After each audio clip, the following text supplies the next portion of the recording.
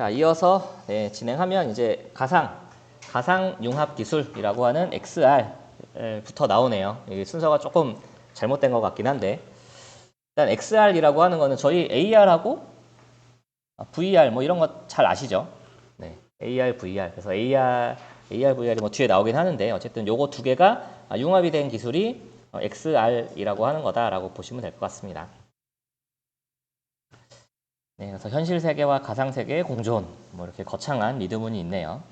그래서 가상 세계와 현실 세계가 실감 있게 공존하고 소통할 수 있는 이런 VR, AR, 그다음에 혼합 현실 요 두 개 합쳐진 거, 요거를 총칭하는 기술이 XR이다. 요 정도만 보시면 돼요. 딱히 없습니다. 뭐. 그래서 뭐 특징, 네, 몰입을 극대화하는 거, 그다음에 현실 공간의 제약을 해소하는 거, 그다음에 현실 세계하고 가상 세계하고 연결하고 융합하는 거, 이런 게 특징이다라고 하죠.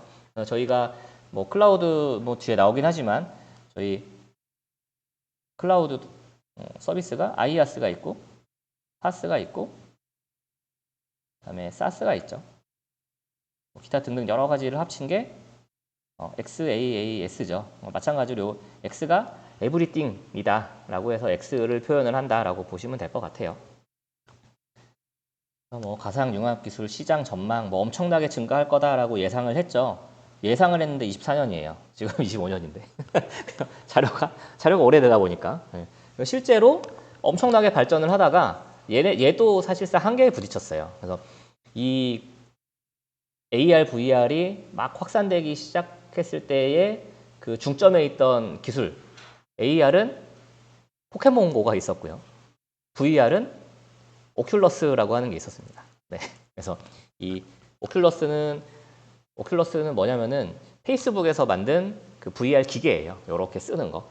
이렇게 쓰면은 엄청났죠. 예전에는 VR이다 그러면은 핸드폰 이렇게 넣어가지고 이렇게 보면은 요 정도밖에 못 봤잖아요. 이렇게 좌우로 상하 좌우. 근데 그 오큘러스에서 나온 기계를 쓰면은 걸어가면은 막 화면이 막 바뀝니다. 거기에 있는 거를 이렇게 잡을 수도 있어요. 가상 공간에 있는 거 잡을 수도 있고. 어마어마했습니다. 네, 정말 파급이 어마어마했는데 이것도 마찬가지로 그 불편함을 해소를 못했죠. 아직도 최근에 나오는 것도 막 두께 이만한 거 이렇게 위에 머리에 써야 돼요. 그러니까 답답하고 좀 그런 문제가 좀 있습니다. 그 애플에서도 나왔었잖아요. 뭐죠? 애플 뭐지? 아무튼 그것도 막 엄청 비쌌는데 막 잘 팔리다가 또 안 팔리죠. 네. 그래서 요런 조금 이런저런 한계점이 있다라고 보시면 될 것 같아요. 그래서 이론적으로만 좀 보시면 되지 않을까라는 생각입니다. 그래서 VR, AR, 뭐 MR 이런 것들을 다 혼합한 게 XR이다. 이 정도 보시고 뭐 뒤에 가서 좀 더 하나씩 보시죠. 자, AR부터 나옵니다. AR. 자, Augmented Reality라고 하는 AR. 그래서 AR이라고 하는 거는 우리가 그 정의가 조금 애매하네. 실세계와 가상 정보를 시임리스하게 실시간으로 합성해서 사용자한테 보다 향상된 몰입감과 현실감을 제공하는 기술이다 라고 하는 거고, AR이라고 하는 거는 저희가 이렇게 그 AR 기계, 사실 휴대폰을 많이 썼죠. 휴대폰을 통해서 현실 세계를 비추면 거기에 어떤 오브젝트가 나타나게 하는 것들, 이런 기술을 AR이라고 한다 라고 보시면 됩니다. 증강현실이라고 하죠. 증강현실. 그래서 이 증강현실의 이 구성도도 저는 엄청 외웠었어요. 그래서 이게 지금 보면은 가로로 그려야 될 게 한 개, 두 개, 세 개, 네 개, 다섯 칸이 필요하잖아요. 근데 이게 답안지에 이게 안 들어가는 거야. 그래서 이 사각형을 막 줄이고 막 별짓을 다 했었는데 그러실 필요가 없다. 그러실 필요 없고 그냥 합쳐서 여기에 있는 것들 좀 내리고 여기 화살표 있잖아요. 내려요. 내리고 얘 그냥 올리고 상호작용해서 뭐 이렇게 4개 하고 그 다음에 얘네 합쳐서 동그라미 3개 하고 이런 식으로 답안을 위아래로 좀 늘리시면서 가시면 돼요. 여기에 있는 것들을 무조건 외우실 필요 없다. 여기 연결되어 있는 이 화살표들을 내가 옆으로 보내지 말고 위아래로 보내시면 됩니다. 네, 그림 다양하게 그리셔야 돼요. 무조건 외우시면 안 돼요. 자, 몇 길로 샜는데 그래서 증강현실을 우리가 만들어내는 이런 기술 요소들이 뭐가 있느냐. 일단은 이 캘리브레이션이라고 하는 이 카메라 좌표하고 실제 우리 현실 세계의 객체들하고의 관계를 보정하는 기술, 네, 칼리브레이션이라고 하는 기술이 있고요. 그 다음에 저희가 여기서 봤을 때 오브젝트가 저기 의자에 앉아 있어. 근데 카메라를 돌리면 얘가 따라오면 안 되겠죠. 그래서 그거 추적해주는 이런 트래킹 기술, 그 다음에 오차 없이 정합해주는 이 레지스트레이션이라고 하는 기술, 그 다음에 디스플레이 기술, 마커 인식 기술 이런 것들 좀 봐주시면 될 것 같아요. 디스플레이 기술에는 HMD하고 HUD가 있죠. 네, HMD는 헤드 마운티드 디스플레이라고 해서 방금 전에 말씀드렸던 머리에 뒤집어 쓰는 거를 말을 하고요. HUD는 헤드업 디스플레이라고 해서 통과해서 보는 거. 네, 앞에 뭔가 스크린이 있고 그걸 통과해서 보는 거. 그걸 HUD라고 하죠. 맞나요? 바뀌었나요? 자, 증강현실 종류, 뭐 위치 기반, 마커 기반, 뭐 비마커 기반 다 필요 없습니다. 그냥 AR이라고 하는 게 시대를 풍미했다. 이 정도 보시면 될 것 같아요. 자, 그 다음에 VR로 넘어가서, 자, VR은 뭐 컴퓨터를 이용해서 가상 세계를 만들어내서 이 가상의 상황을 감각기관을 통해 몰입감을 느끼고 실제와 같은 경험을 제공하는 기술이다라고 하는 기술이네요. 가상현실. 가상현실은 정말 그냥 아예 가상의 공간이에요. 이걸 딱 뒤집어 쓰면은 정말 너무나도 좋은 그런 풍경이 있고, 저도 많이 써봤는데 좀 과장을 살짝 포함해서 요거 있으면 해외여행을 안 가도 되겠다라는 생각이 들 정도로 어마어마합니다. 여행지 같은 데 누르면은 진짜 거기에 제가 있는 것 같아요. 너무너무 실감이 납니다. 자, 뭐 구현 방식은 뭐 그래픽 생성하고 뭐 소리하고 음성 합성하고 그다음에 입체 영상 출력하고 이런 거죠. 네. 눈 위치, 뭐 손 위치 이런 것도 추적을 해야 돼요. 실제로 이런 그 컨트롤러가 있어서 요거 이렇게 하면은 손이 보입니다. 여기서 이렇게 손이 쑥 나가요. 가상의 손이 나가고요. 그리고 요거는 뭐 제가 몇 번 예전에 강의하면서 몇 번 말씀드렸는데, 이제 그거를 이제 포커 게임을 했었어요. 포커 게임을 하는데 이제 아바타들이 쪼로록 다 나오는데 그게 다 사람들이에요. 아바타들이 쭉 나와서 포커를 하는데 막 카드 막 집어 던져요.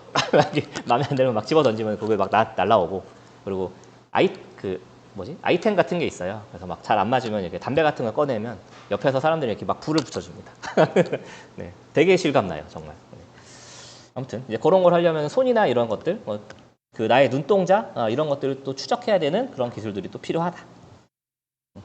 가상현실의 핵심 기술은 뭐 출력 기술, 뭐 음향 기술, 오감 기술, 모션 기술, 입력 기술 이런 것들이 있는데 그냥 읽어보시면 될 것 같습니다. 이거는. 자, 넘어가고. 그다음에 MR이라고 하는 거는 가상현실하고 증강현실을 합쳐놓은 거를 이 믹스드 리얼리티라고 해서 혼합현실이다라고 합니다. 그래서 현실 배경 위에 현실하고 가상 정보를 혼합해서 기존보다 진화된 가상 세계를 구현하는 기술. 그래서 사실 AR이 조금 더 발전했다 정도만 보시면 될 것 같아요. 이거는. 그 VR의 가장 큰 단점이 현실하고의 그 괴리감이 있어서 멀미가 좀 나요. 네, 앞으로 막 이동하는 거, 사실 몸은 멈춰 있는데 막 이동하잖아요. 멀미를 좀 느낍니다. 그래서 이런 VR 같은 거를 쓰면은 멀미를 해결할 수 있다. 아니지. 혼합현실을 쓰면 정도 보시면 되겠고요. 그냥 요 두 개 같이 합쳐진 게 MR이다. 그래서 VR, AR, MR을 합쳐서 우리가 XR이라고 한다 정도 보시면 되겠습니다. 실제로 기계가 이렇게 생겼어요. 여기 머리에 뒤집어 쓰는데 운동하기 되게 좋아요. 운동할 때는 진짜 좋습니다. 근데 땀이 엄청나요. 얼굴에. 자, 이렇게 보시면 되겠고, 이거는 아주 예전에 나왔던 광고인데 길거리에서 막 이렇게 잠수함이 떠다니고 뭐 이렇게 고래가 막 튀어나오고 이렇게 하는 게 이제 그 뭐 XR의 기술이다라고 하는데 사실 다 페이크 영상이었다라고 밝혀졌죠. 그래서 이런 기술들을 하기 위해서 사실상 그 3D 렌더링 하는 기술도 좀 많이 필요하다 정도만 보셔도 될 것 같습니다. 자, 넘어가서 가상 공간. 네, 이제 가상 시리즈여서 계속 가상 얘기가 나와요. 가상 공간도 그냥 쉽죠. 네, 가상 공간이라고 하는 건 정말 실제 공간 말고 다른 만들어낸 공간을 가상 공간이라고 하죠. 그래서 온라인상의 뭐 데이터베이스 정보를 이용을 하고 데이터를 쌍방향으로 송수신해야 되고 뭐 이런 내용들입니다. 변경이 뭐 쉽고 VR 이용하고 3D 모델링하고 뭐 이런 내용들, 디지털 트윈이라고 하는 거는 이따가 스마트 팩토리 쪽에서 조금 더 말씀을 드릴 거라 넘어갈게요. 이게 문제가 이제 가상 공간하고 디지털 트윈이 같이 나와서 여기 좀 끼어 들어간 그런 토픽이라고 보시면 될 것 같습니다. 디지털 트윈은 똑같은 내용이 뒤에 나오니까 뒤에서 말씀을 드리도록 하겠습니다. 자, 그 다음에는 홀로그램이에요. 홀로그램. 네, 홀로그램은 볼 때마다 신기하죠. 이게 실제로 그 3D의 오브젝트가 눈앞에 있는데 만질 수는 없고 그렇게 되어 있는 홀로그램이고, 이 홀로그램도 제가 2016년부터 공부했었는데 요거 토픽 공부 엄청 했었고요. 모의고사 되게 자주 나왔어요. 근데 이제는 홀로그램 구글 같은 데서 홀로그램 검색하면 그 홀로그램 스티커 이런 것밖에 안 나옵니다. 그래서 이것도 그냥 과거를 풍미했던 기술이지만 혹시 모르니까 개념 정도는 좀 가져가시면 좋을 것 같아요. 왜냐하면은 저희 때 공부하셨던 분들이 그냥 낼 거 없어서 낼 수도 있습니다. 이런 거는. 그래서 홀로그램이라고 하는 거는 자, 물체 표면에 반사시킨 빛을 통해서 360도에서 볼 수 있는 이 3D 입체 영상을 보여주는 기술이다. 정의가 굉장히 잘 정리되어 있어요. 그래서 이 기본 원리는 이 빛의 간섭, 그 다음에 회절, 위상 정보를 이용한다. 요 세 가지 간섭, 회절, 위상 정보 정도 써주시면 될 것 같고요. 그 다음에 유형은 두 가지가 있죠. 그게 투과형이 있고요, 반사형이 있습니다. 그래서 그냥 이런 게 있다 정도만 보시면 돼요. 방금 전에 말씀드렸던 키워드들만 들어가 있으면 이거는 뭐 이 정도면 끝납니다. 더 이상 보실 것도 없어요. 자, 다음에는 실감 콘텐츠로 넘어가서 실감 콘텐츠라고 하는 거는 이 디지털 콘텐츠의 실감 기술을 적용해서 인간의 오감 자극을 통해서 정보를 제공하고 실제하고 유사한 체험을 가능하게 하는 콘텐츠다 라고 합니다. 그래서 실감 콘텐츠의 요 가장 큰 특징 중에 하나인 요 3I라고 하는 거는 좀 보고 가시면 좋을 것 같아요. 그래서 이머시브라고 하는 몰입감, 그 다음에 인터랙티브라고 하는 상호작용, 그 다음에 인텔리전트라고 하는 지능화, 요 세 가지의 특징.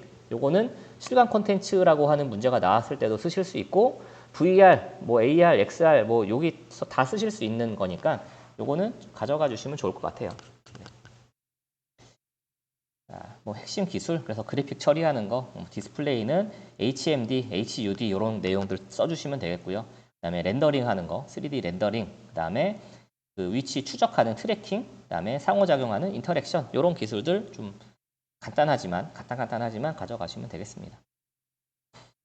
자, 그래서 어디서 활용하고 있어? 국립국악원 공연할 때 뭐 이 고화질 360도 VR로 제작한 콘텐츠를 유튜브에 올렸습니다. 그래서 저도 이거 한번 들어가서 봤었어요. 좀 실감이 나긴 하는데 사실상 이런 3D, 이런 실감 콘텐츠 이런 것들은 용량이 굉장히 커요. 용량이 엄청나게 커서 조금 아쉽다라는 생각이 좀 들긴 합니다. 화질이 좋아야 되거든요. 그러니까 저화질은 실감이 안 나요. 그냥 내가 화면 속에 있구나 이런 느낌인데 화질이 높아질수록 어마어마합니다. 다음은 상황인식 컴퓨팅입니다. 자, 상황인식 컴퓨팅이라고 하는 건 이것도 되게 옛날 거예요. 요즘에 나오는 그런 내용들이 다 그 내용이다라고 보시면 될 것 같아요. 자, 현실 공간, 가상 공간 연결해서 가상 공간에서의 현실의 상황을 정보화하고 이를 활용해서 사용자 중심의 서비스를 제공하는 기술이 상황인식 컴퓨팅인데, 결국에는 이 상황인식 컴퓨팅이라고 하는 게 디지털 트윈으로 연결이 됐다 정도만 보시면 될 것 같아요. 이건 굉장히 옛날 얘기여서 그냥 예전에는 이런 형태로 상황인식 컴퓨팅이라고 하는 게 있었다 정도만 아시면 될 것 같습니다. 넘어가고요. 다음 이제 헷갈리기 시작하는 게 나오죠. 자, 포그 컴퓨팅으로 넘어갈게요. 자, 포그 컴퓨팅. 클라우드 쪽으로 넘어왔어요. 네, VR 가상 공간 쪽은 이제 끝났고 클라우드 쪽으로 넘어와서 저희가 이제 공부 조금 해보신 분들은 아실 거예요. 이 클라우드 컴퓨팅이라고 하는 게 나오기 전에 포그 컴퓨팅이라고 하는 게 있었고요. 그 다음에 클라우드가 나왔고, 그 다음에 엣지라고 하는 게 나왔죠. 포그, 그 다음에 클라우드, 엣지. 이런 형태로 나왔습니다. 네, 왜 이런 형태로 나왔을까? 그럼 포그는 뭘까? 실제 문제에서도 포그 컴퓨팅하고 클라우드 컴퓨팅을 비교하라 라고 하는 문제가 나왔었고요. 포그 컴퓨팅하고 엣지 컴퓨팅을 비교해라 라고 하는 문제도 나왔었어요. 사실 비슷비슷한데 우리가 봤을 때, 근데 명확하게 구분할 수 있으면은 된다 정도만 보시면 될 것 같아요. 그래서 포그 컴퓨팅이 뭐냐? 클라우드 컴퓨팅은 사실 멀리 있잖아요. 그 데이터 센터가 멀리 있어요. 실제 물리적으로도 제가 여기서 쓰지만 뭐 물리적으로 가까이 있을 수도 있죠. 그 센터 옆에서 제가 하고 있으면. 근데 그냥 통상적으로 봤을 때 실제 서버는 생각보다 멀리 있어요. 그래서 그것보다 조금 더 우리가 가까운 곳에 서버를 둬서 조금 더 빠르게 서비스를 제공하자라고 하는 개념이 포그 컴퓨팅입니다. 여기까지 들으면 엣지랑 비슷하죠. 네, 엣지랑 비슷해요.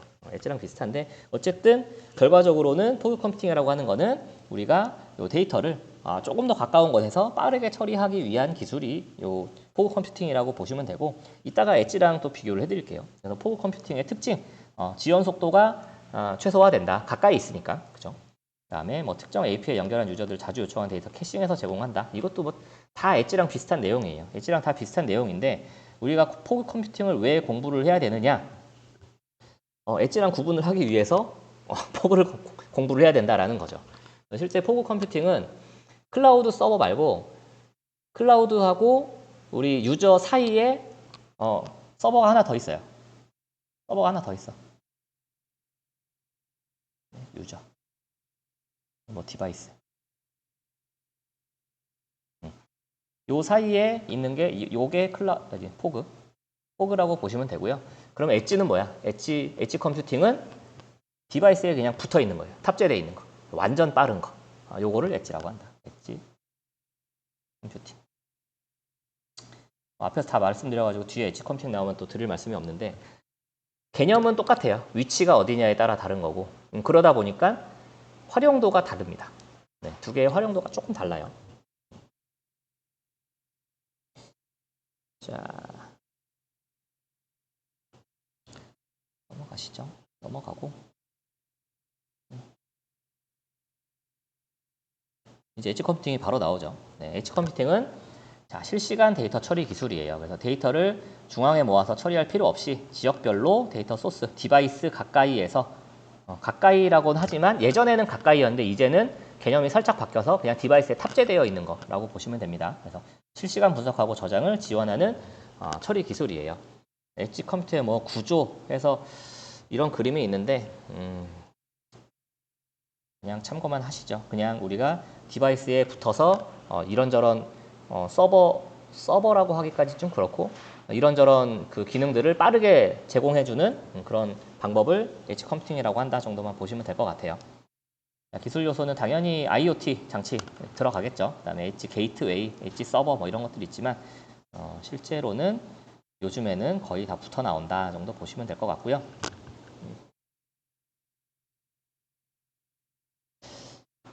자, 하나 예를 들어드리면 확실하게 좀 구분이 되실 거예요.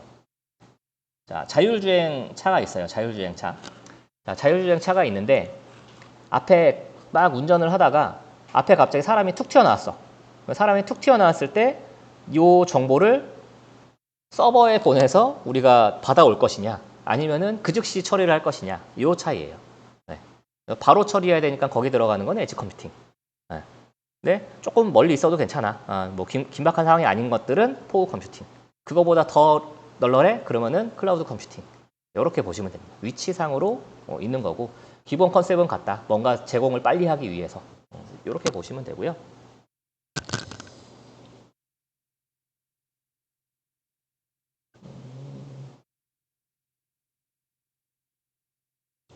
요 그림이 예전 그림이에요. 엣지 컴퓨터의 개념이라고 해서 요 그림이 예전에 나왔는데 여기에 나와 있는 이 클라우드 렛이라고 하는 게 그냥 서버 이름입니다.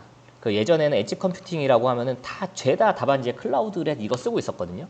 아니에요. 클라우드 렛이라고 하는 거는 잊으세요. 네, 요거 그림은 그냥 잊고 엣지는 그냥 디바이스하고 제일 가까운데 디바이스에 붙어 있거나 가장 가까운데 포그는 그래도 좀 건너가 있는 서버. 요 개념만 잘 알고 가시면 됩니다. 나머지는 뭐 그것만 아시면은 읽어보시면 다 이렇구나. 왜냐면 기술들이 다 똑같거든요. 클라우드 기술이나 뭐 포그 기술이나 다 똑같아요. 자, 넘어가고. 자, 그럼 모바일 엣지 컴퓨팅.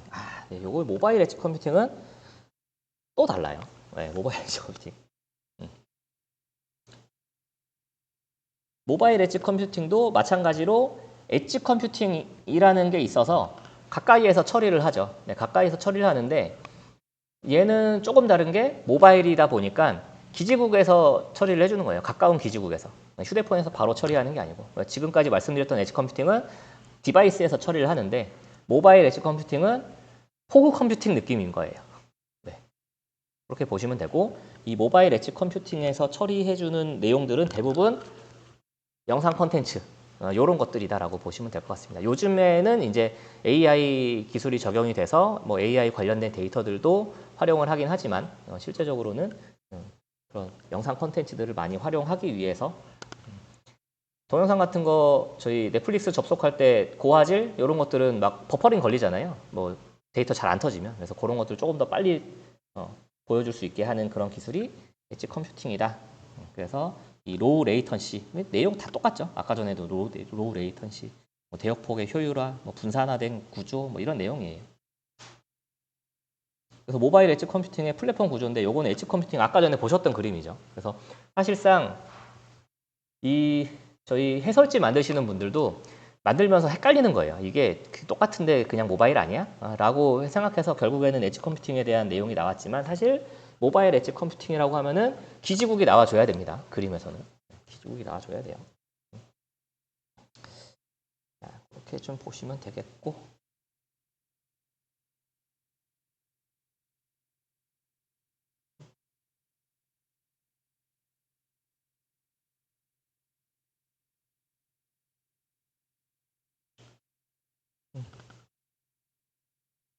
그래서 엣지 컴퓨팅하고의 가장 큰 차이? 네, 그냥 엣지 컴퓨팅은 네트워크가 없어도 처리할 수 있습니다. 네, 근데 모바일은 네트워크가 꼭 있어야 돼. 그래서 이제 스마트폰, 그다음에 뭐 요즘에 5G 뭐 네트워크, 그다음에 IoT 기기 이런 데에 좀 특화되어 있는 게 모바일 엣지 컴퓨팅이다라고 보시는 게 좋을 것 같아요. 자, 다음 클라우드 컴퓨팅입니다. 클라우드 컴퓨팅은 예전에는 대체 이게 뭐야? 라는 생각이 있었어요. 저 공부할 때만 해도 클라우드 컴퓨팅이 뭐 거의 없었죠. 구글 드라이브나 뭐 그때 당시에 네이버 클라우드라고 했었죠. 요즘에 엠박스 뭐 이런 걸로 바뀌었는데. 그래서 이게 그거야? 라고 했는데 요즘에는 클라우드를 안 쓰는 데가 없죠. 대부분 다 클라우드를 쓰고 클라우드의 종류도 뭐 유형 아까 전에 IaaS, PaaS, SaaS를 말씀드렸지만 그 종류도 뭐 거의 좀 뭐라 그래야 돼? 좀 희석된다라고 해야 되나? 좀 그러는 것 같습니다. 대부분의 서비스를 다 제공하고 있죠. 자, 클라우드 컴퓨팅이라고 하는 거는 저희가 인터넷 기술을 활용을 해서 다수의 고객들한테 높은 수준의 확장성을 가진 자원들을 서비스로 제공하는 컴퓨팅의 한 형태이지만 클라우드 아니면은 뭐 무슨 에즈어 서비스 이런 거 나오면 무조건 정의에 같이 써줘야 되는 내용은 온디맨드 이거는 좀 꼭 써주시면 좋을 것 같아요. 아니면 페이퍼 유즈 이런 거 사용한 만큼 아니면 필요할 때만 이런 내용들이 들어가야 클라우드 컴퓨팅이다 라고 할 수 있는 거예요. 자, 뭐 구성도 뭐 보시면 아까 전에 말씀드렸던 IaaS 있고 SaaS 있고 PaaS 있고 SaaS 있고 그렇죠.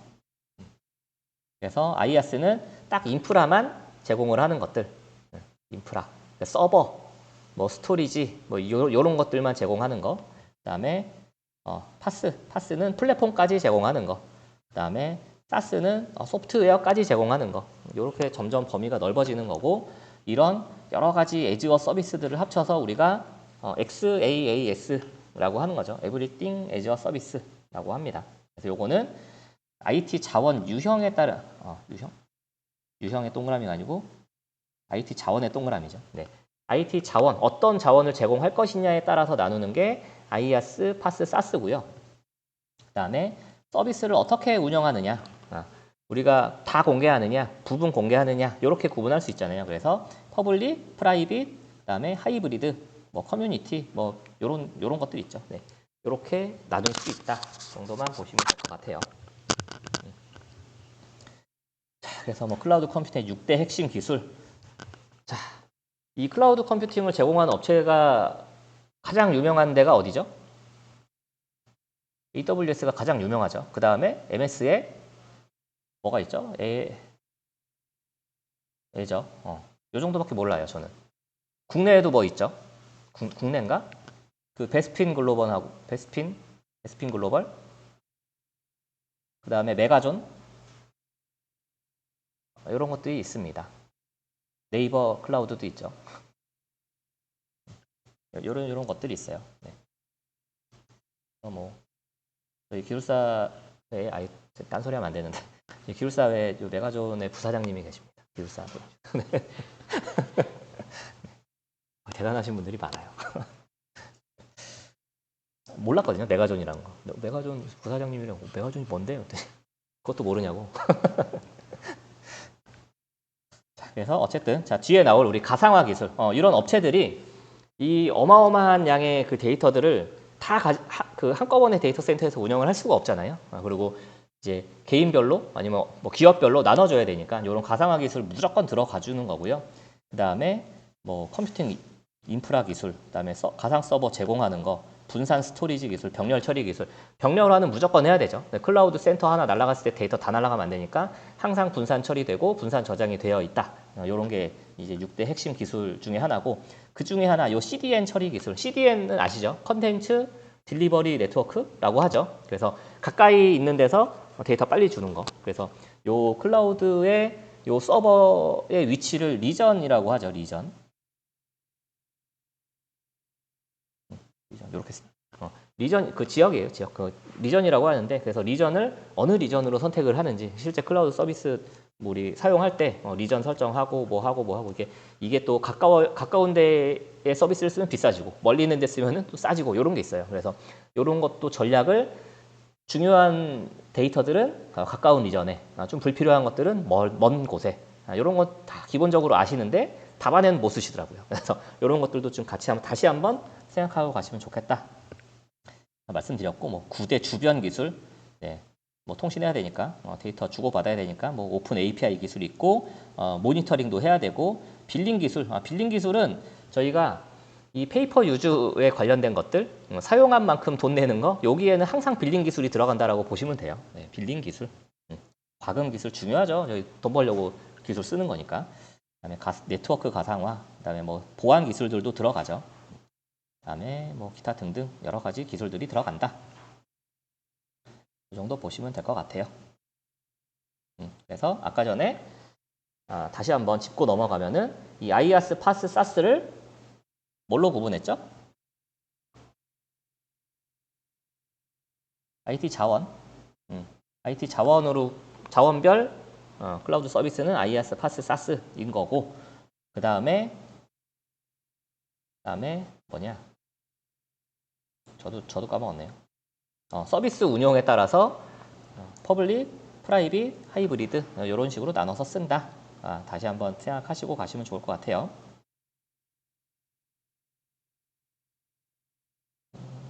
예전에는 이런 클라우드 컴퓨팅에 이런 서비스 품질 성능 기준 항목 이런 것들도 나왔었어요. 그래서 이거는 사실 저희가 그 뭐 소프트웨어 성능 평가할 때 사용하는 그런 지표들 그냥 대부분 비슷하게 가져다 쓴다라고 보시면 됩니다. 그래서 가용성, 응답성, 확장성, 신뢰성 이런 내용들, 서비스 지속성, 뭐 고객 대응 이런 거는 클라우드에만 있겠네요. 이런 것들 봐주시면 되겠고, 그 다음에 있는 거는 Everything as a Service죠. XaaS. 종류 어마어마하게 많죠. 요즘에는 다 있어요. 그냥 다 갖다 붙이면 됩니다. 네. 요즘에는 뭐 AI as a Service도 있죠. AI as a Service는 들어보셨죠? 네. 저희 뭐가 있죠? 그 요즘 많이 쓰시는 챗GPT도 저희가 가져다 쓸 수 있어요. 네. 어떻게 가져다 쓰느냐? 그 오픈 AI가 MS에 투자를 많이 받았잖아요. 그래서 MS에 아까 전에 애저에 그 오픈 AI의 그 모델을 심었어요.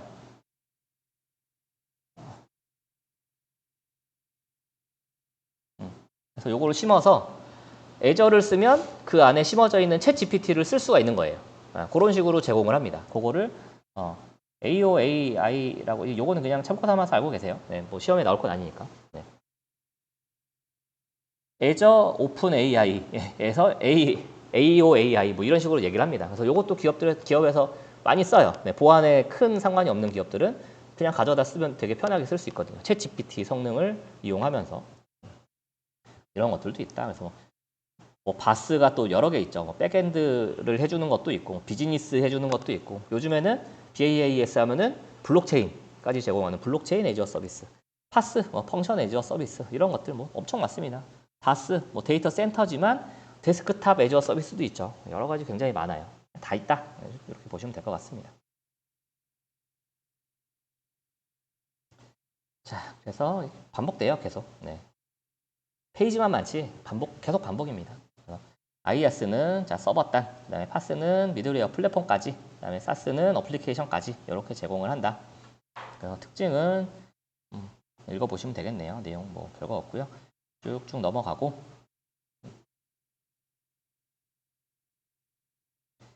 자 파스로 넘어가겠습니다. 파스.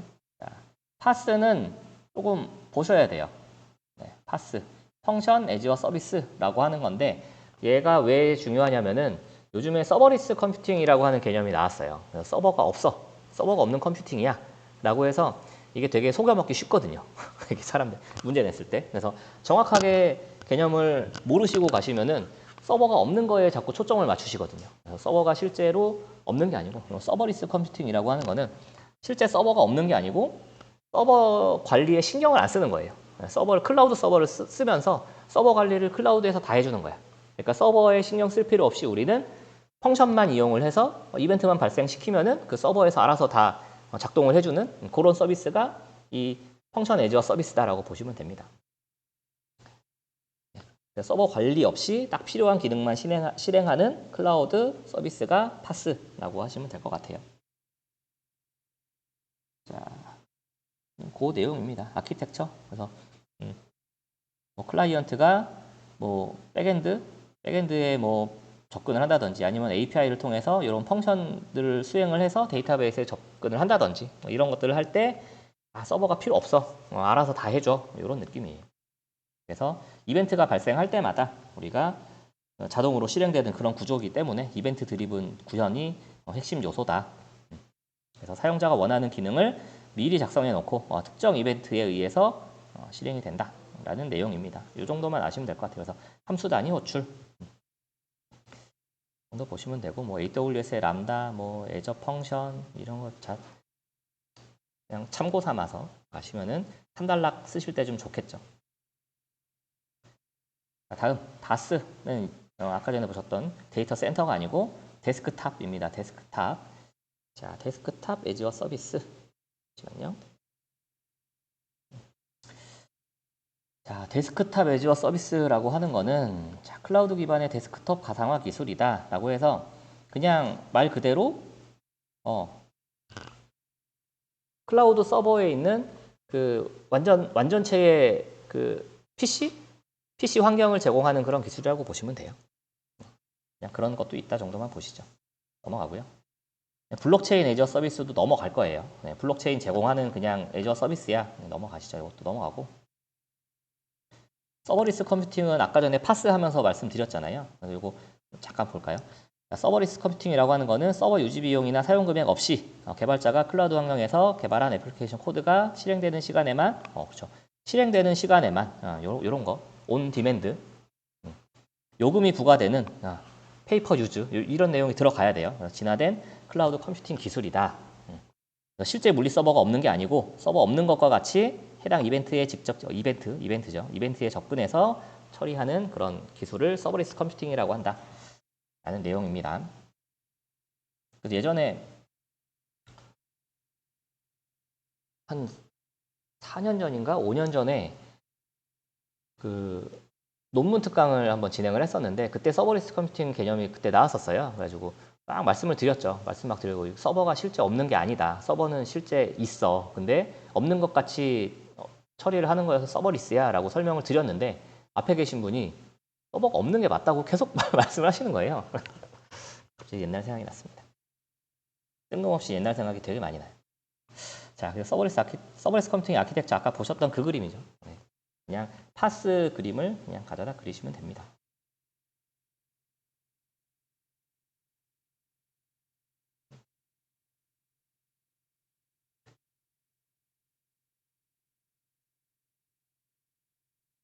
여기 참고 인프라 변화 과정 보시면은 옛날에는 데이터 센터를 이용했는데 이게 클라우드로 넘어가면서 인프라만 제공했었다가 플랫폼까지 제공하고 서비스 제공하면서 이제 아예는 이제 서버리스까지 간다.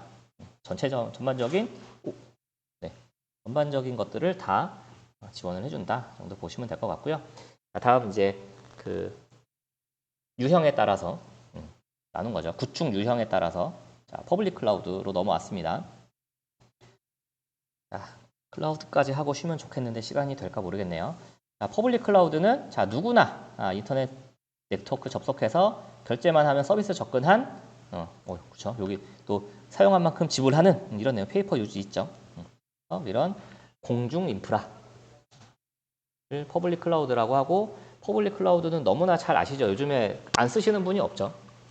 애플 쓰시는 분들은 아이클라우드 무조건 쓰셔야 되죠. 거의 반강제적으로 쓰시게 돼서 이번에 저희 애들 아이폰으로 바꿔줬는데 아이폰의 용량이 좀 그 애들용이어서 좀 저렴한 거 사주다 보니까 용량이 엄청 적어요. 64기가인가? 32기가인가? 엄청 적어요. 그래서 애들이 사진을 못 찍는다고. 그래서 아이클라우드가 뭔지 모르겠는데 이거 결제 좀 해주면 안 되냐. 근데 이거 매달 나가는 거 매달 이만큼 나가 그랬더니 왜 이렇게 비싸냐. 그래서 갤럭시로 가야 된다 막 이러고 있습니다. 자, 퍼블릭 클라우드 뭐 특징 일반화된 서비스. 그다음에 구성이 용이하고 비용이 절감되나? 좀, 초기 투자 비용이 조금 많이 줄어들죠. 사실 기업에서 클라우드로 전환하는 이유 중에 하나가 서버 관리하는 그런 뭐 상면 비용이라든지 이런 것들을 좀 많이 아낄 수 있어서 클라우드로 넘어가죠. 네, 데이터 센터 없애는 거. 실제 데이터 센터를 운영하면 필요한 게 뭐죠? 실제 물리적인 공간이 필요하죠. 네, 서버를 놔야 되는 공간. 서버는 또 시원해야 되죠. 열 관리해야 되니까 시원해야 되니까 온도 조절해, 온습도 조절해야 되고, 그다음에 그 서버를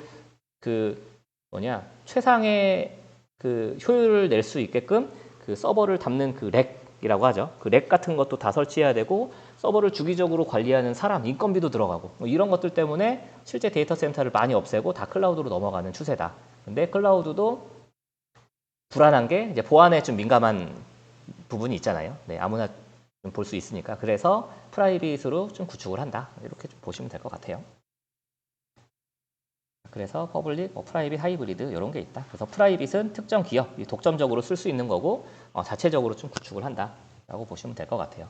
실제 뭐 AWS라든지 애저라든지 이런 것들도 프라이빗 서비스를 제공을 해요. 제공을 하는데 대기업 같은 데서는 못 쓰죠. 네, 못 씁니다. 그래서 자체적으로 만들어서 쓰고 있다. 보시면 돼요.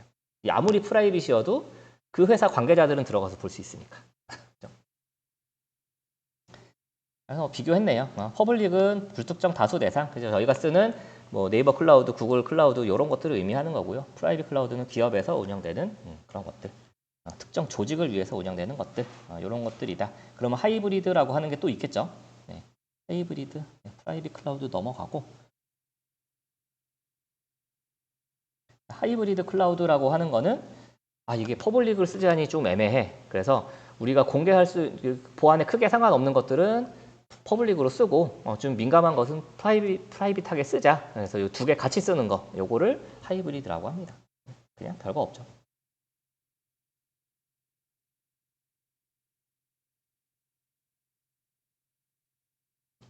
넘어가고요. 자, 그다음에 이제 멀티 클라우드예요. 멀티 클라우드. 멀티 클라우드. 멀티 클라우드는 최근에도 문제가 종종 나와요. 135회에서도 컴시용에 나왔었고 관리에서도 나왔습니다. 네. 이번 시험 보셨으면은 기억나시겠네요. 135회 관리 3교시에 나왔네요. 자, 멀티 클라우드라고 하는 거는 뭐냐? 여기 그림만 딱 보시면 돼요. 그러니까 저희가 답안을 작성할 때 그림을 애매하게 그리시면 조금 아쉬운 부분이 이런 부분이에요. 위에 설명을 안 봐도 우리가 딱 그림만 딱 봤을 때 이해가 될 수 있게 그만큼의 그림을 그려내셔야 됩니다. 답안지에도. 나만 아는 그림이 아니고 누가 봐도 이 토픽이 이런 걸 설명하고 있구나라는 거를 표현할 수 있는 그림을 좀 그려주셔야 돼요. 그래서 이 멀티 클라우드라고 하는 거는 이런 다양한 클라우드들을 같이 이용하는 거를 멀티 클라우드라고 한다. 이 정도만 보시면 됩니다. 별 내용이 없어요. 근데 문제는 자, 개념 및 필요성, 뭐 시스템의 요구사항, 주요 기술 이런 걸 물어봤죠. 그래서 그런 것들을 다시 한번 같이 보시면 좋을 것 같네요. 자, 뒤에 됐죠. 자, 일단은 딱 요 그림만 봤을 때 우리가 클라우드를 여러 개를 써. 그러면은 일단 문제되는 게 뭘까요? 얘네가 다 다른 서비스들이잖아요. 얘네들을 연계할 수 있는 기술이 필요하겠죠. 네. 그리고 또 뭐가 있을까? 저런 것들도 뭔가 계층 구조를 만들어내야 되겠죠. 우리가 뭐 중요한 데이터는 어느 클라우드를 쓸 것인지, 자, 인프라 연동 기술, 뭐 단일 API를 쓸 거냐, 아니면 뭐 개별적으로 뭐 API를 뭐 다 나눠서 쓸 거냐, 뭐 이런 것들 봐야 되고, 스케일 아웃 관련된 것도 좀 고민을 하셔야 되죠. 이게 확장이 어떻게 편하냐, 뭐 이런 것들 좀 보셔야 되고, 그다음에 관리는 어떻게 할 거냐, 배치 스케줄링은 어떻게 할 거냐, 그다음에 어플리케이션 생성이나 배치는 어떻게 할 거냐, 이런 내용들. 에이전트나 뭐 푸시, 풀 이런 것들은 어떻게 할 거냐, 어떻게 관리를 할 거야, 이런 내용들 좀 봐주시면 될 것 같네요. 개방형 인터페이스 기술, 이런 거는 어떤 걸 쓸 거냐. 자, 이 정도 좀 보시면 될 것 같습니다. 네. 사실 이것저것 많이 쓰면서 효율적으로 쓰는 게 제일 좋죠. 근데 효율적으로 쓰려면 부가적으로 들어가는 그런 기술이 많이 필요한 거죠. 네. 이기종의 그 인프라들을 묶어내는 게 상당히 간단하지가 않아요. 네. 서로 다 포맷이 다르기 때문에. 그래서 이런 것들을 통합을 하기 위해서 국제 표준 같은 게 나오는 거죠. 자, 넘어가고요.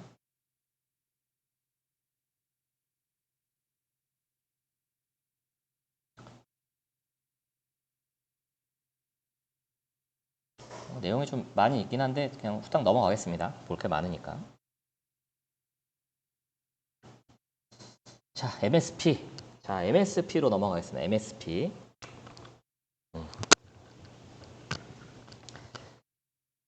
사실 제가 공부할 때는 MSP라는 개념이 없었어요. 이런 토픽이 없었습니다.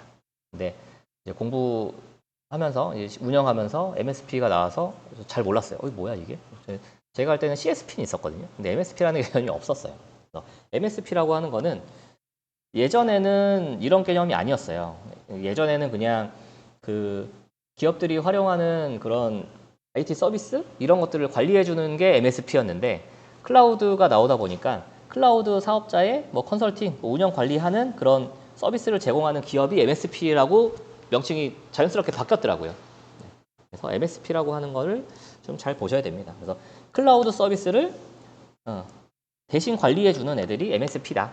이렇게 보시면 돼요. 그럼 CSP는 뭐야? CSP는 클라우드 사업자예요, 그냥. 클라우드 제공자. 좀 차이가 있다. 이렇게 보시면 되겠습니다.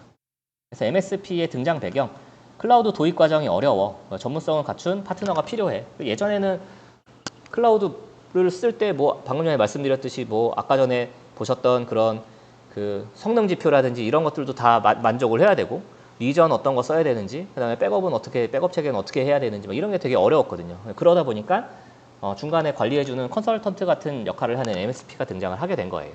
최근에는 인공지능 기술이 많이 발전을 했잖아요. 그래서 인공지능 기술도 사실 우리 기업에 어떤 인공지능 기술이 필요한지 몰라. 그것도 이제 컨설해주는 그런 사람들이 필요할 거다라는 게 저의 생각입니다. 단순한 생각이에요. 그래서 어떤 기술이 많이 확산이 되면은 그거를 관리해주는 사람들이 꼭 필요하다.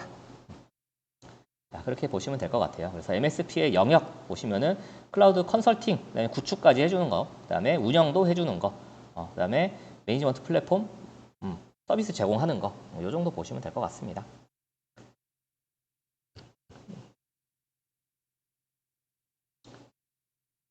다음에 오토 스케일업인데 이거는 간단하니까 금방 볼게요.